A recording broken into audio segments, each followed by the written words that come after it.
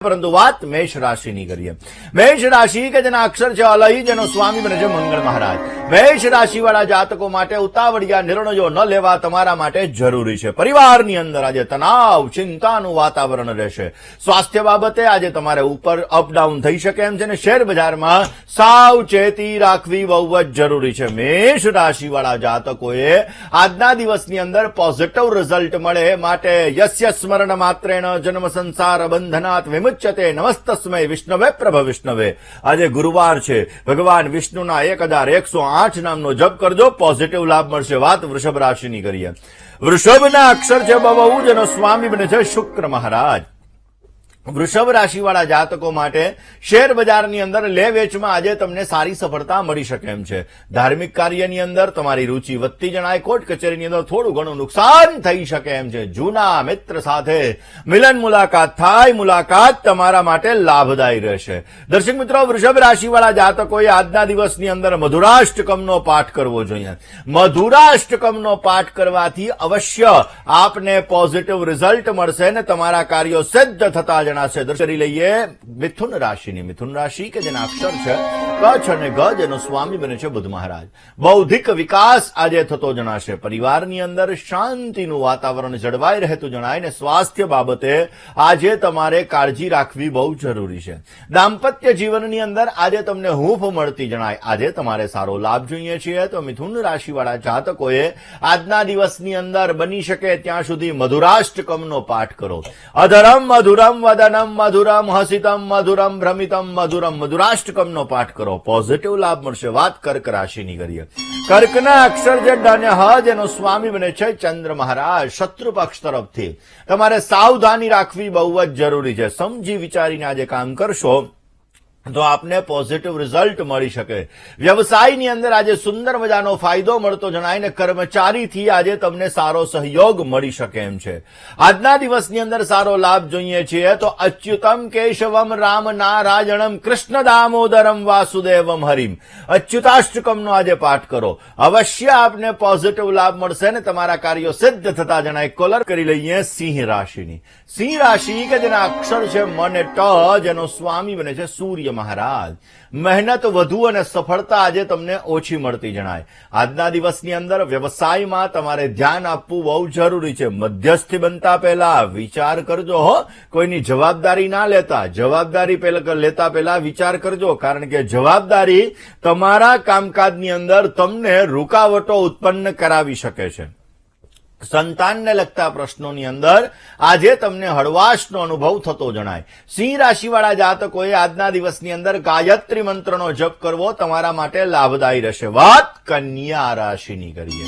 કન્યાના અક્ષર છે પઠ અને હણ, જેનો સ્વામી બને છે બુધ મહારાજ। મોસાળ પક્ષ તરફથી તમને લાભ મળી શકે। માતાના આશીર્વાદથી તમને શાંતિ પ્રાપ્ત થતી જણાય। આજના દિવસની અંદર કોઈ પણ વાક્ય ઉદ્ગાર કરો, કોઈ પણ વાક્ય બોલો એ પેલા થોડુંક ધ્યાન રાખજો હો, કારણ કે તમે બોલેલા વાક્ય તમારા જીવનમાં તકલીફોનું સર્જન ન કરે તે અંગે પણ તકેદારી રાખવી જરૂરી છે। સગા વાલાથી તમને આજે લાભ મળી શકે એમ છે। પોઝિટિવ રિઝલ્ટ જોતું હોય, સારો લાભ જોતો હોય, સારો ફાયદો જોતો હોય તો કન્યા રાશિવાળા જાતકોએ આજના દિવસની અંદર શ્રીમદ ભગવદ્ ગીતા એના 15મા અધ્યાયનો આજે પાઠ કરવો જોઈએ। પોઝિટિવ રિઝલ્ટ મળશે, સારો એવો ફાયદો પ્રાપ્ત થતો જણાય। વાત કરીએ દર્શક મિત્રો તુલા રાશિની। તુલા રાશિ કે જેના અક્ષર છે ર અને ત, જેનો સ્વામી બને છે શુક્ર મહારાજ। ભાઈ ભાંડુથી આજે તમને લાભ મળી શકે। પરાક્રમની અંદર વૃદ્ધિના સુંદર મજાના યોગો છે ને ભાગ્યોદય માટે આજે તમને ઉત્તમ તકો મળતી જણાય। સ્વાસ્થ્ય બાબતે કાળજી રાખવી બહુ જ જરૂરી છે। તુલા રાશિવાળા જાતકોએ આજના દિવસની અંદર પોઝિટિવ રિઝલ્ટ મેળવવા માટે બની શકે ત્યાં સુધી લક્ષ્મી અને નારાયણ ભગવાનની પૂજા કરજો, પોઝિટિવ લાભ મળશે। વાત વૃશ્ચિક રાશિની કરીએ। વૃશ્ચિકના અક્ષર છે ન અને ય, જેનો સ્વામી બને છે મંગળ મહારાજ। ભાગીદારીથી તમને કામકાજની અંદર સારો લાભ મળતો જણાશે। વેપારીઓ સાથેના સંબંધોની અંદર તમને સારો લાભ મળી શકે। કોઈ પણ પ્રકારની ઉધારીથી તમારે આજે સાવચેતી રાખવી બહુ જરૂરી છે। પૈસા લેવામાં અને પૈસા દેવામાં થોડુંક ધ્યાન રાખજો, નહીતર સમસ્યાઓનું સર્જન થતું જણાય. કાળજીથી કામ લેશો તો અવશ્ય તમને પોઝિટિવ રિઝલ્ટ મળી શકશે. વૃશ્ચિક રાશિવાળા જાતકોએ આજના દિવસની અંદર સારો લાભ જોઈએ છીએ તો બની શકે ત્યાં સુધી આજના દિવસની અંદર શ્રીમદ ભાગવતની અંદર ગોપી ગીત આવે છે. જયતિ તેધિકમ જન્મના વ્રજઃ શ્રયત ઇન્દિરા શશ્વદ્રક્ત્રહિ. આ ગોપી ગીતનો પાઠ યુટ્યુબ ઉપર તમે સાંભળી લેશો તો પણ તમને પોઝિટિવ રિઝલ્ટ મળતું જણાય. એ ધન રાશિની ધન રાશિ કે જેના અક્ષર છે ભ ધ ફ અને ઢ, જેનો સ્વામી બને છે ગુરુ મહારાજ. ધન રાશિવાળા જાતકો માટે ભાગ્યોદય માટે નવી નવી તકો પ્રાપ્ત થતી જણાશે. ખાસ કરીને ધીરજથી તમારા કામકાજની શરૂઆત કરવી તમારે બહુ જરૂરી છે અને કોઈ પણ કામકાજમાં ઉતાવળ ન કરવી હિતાવહ રહેશે. અચાનક આજે તમારે બહાર ગામ જવાનું થઈ શકે એમ છે. ધન રાશિવાળા જાતકોએ આજના દિવસની અંદર પોઝિટિવ લાભ જોઈએ છીએ તો આજે બની શકે ત્યાં સુધી ઇતિમતી રૂપકલ પિતા વિતૃષ્ણા ભગવતી શાશ્વત પુંગવે વિભુમની એટલે ભીષ્મ સ્તુતિનો આજે પાઠ કરો, પોઝિટિવ લાભ મળશે. વાત મકર રાશિની કરીએ. મકરના અક્ષર છે ખ અને જ, જેનો સ્વામી બને છે શનિ મહારાજ. તમારી માતાના સ્વાસ્થ્ય બાબતે તમારે સાવચેતી રાખવી બહુ જ જરૂરી છે. આજના દિવસની અંદર નોકરિયાત વર્ગને જાવક વધી શકે એમ છે, ખર્ચ વધી શકે એમ છે. કોઈ પણ શુભ સમાચારની પ્રાપ્તિ પણ થતી જણાશે.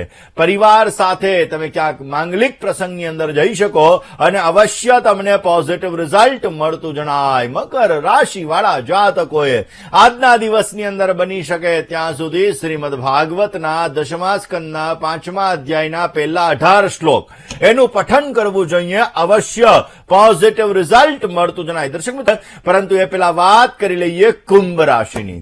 કુંભ રાશિ કે જેના અક્ષર છે ગ, શ, શ અને સ, જેનો સ્વામી બને છે શનિ મહારાજ.